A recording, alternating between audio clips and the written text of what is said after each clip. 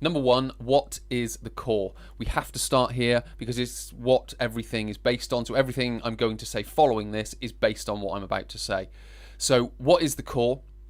It's essentially everything between the ball and socket joints of the hip and the ball and socket joints of the shoulders.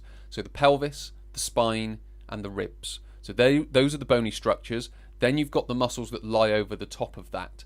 So the variety of muscles from transverse abdominis, quadratus lumborum, internal external obliques, rectus abdominis, all the muscles of the spine, so on. Then you've got certain shoulder blade stabilizers which attach onto the rib cage as well. So you've got all these different muscles that are involved as well. You've then got the ligaments of the spine, posterior and anterior ligaments of the spine.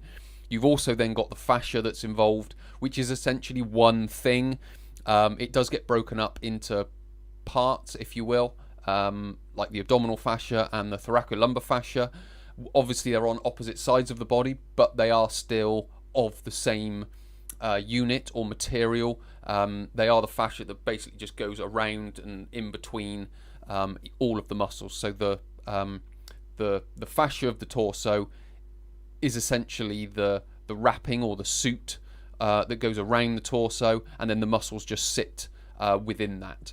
So we have to understand it as one unit, and that's going to be a big part of what I'm going to talk about